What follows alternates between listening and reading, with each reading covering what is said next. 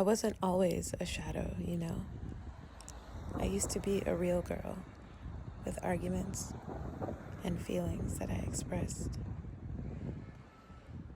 I used to have a full life in New York City, a somewhat confident life with a beautiful home and a rooftop and friends. I kept falling in love with anything except actual love. I fought goodness and substance in people because then I would have to actually admit it existed all along. I'd have to admit I kept choosing the bad instead of moving on. There's a process to becoming a shadow, and it begins and ends with the full realization of what it means to be Black. The constant and new ways that people find to express their hate. It feels endless. It feels like a compote of inhumanity and bear-trapped flesh. And the worst part of it all is, just when you think you've mastered it, you've strategized your coping mechanism, a new method of hate is revealed to you, and you're face to face with it. Shadow Girl is loss. It's loss of your stability, of your identity, of your sensuality. And the first part of becoming a shadow, I lost my home. And I lost it in a way that just felt so unfair. What does losing your home show you about being Black? Not on some surface level teenage version of racism, like a Craigslist ad not responding because of your Black sounding name. This was a slow build, a psychological attack. I lived with a Black male roommate who'd married young and divorced a Black wife and had a negative view of Black women. He saw femininity and light skin, and from the start bristled towards me and everything I did.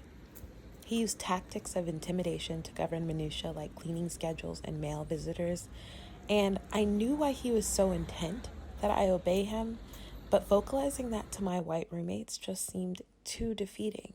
He treated them differently. And in the end, I ended up couch surfing in a passive-aggressive white environment. The pressure from the lack of stability, of security, can flatten you. So I went to Spain, hoping for a clean start.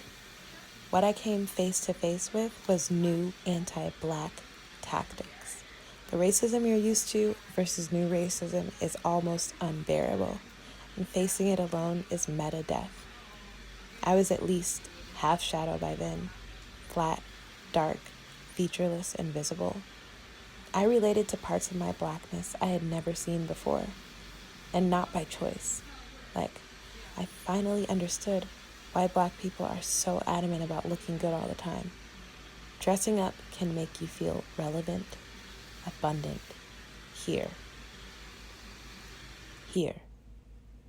Otherwise, you might as well be a virtual brick, camouflage, blending right into the optic fiber of the background. But Spanish people couldn't see through me because I was a shadow beside them on the ground. Not allowing Black people to exist without bringing up their Blackness is racist. Most fucking days, being Black is like having dimples or brown hair.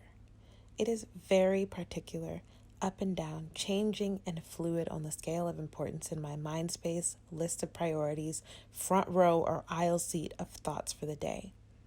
Some days, I doubt it would ever come up at all. It's just something I was before I was a shadow girl.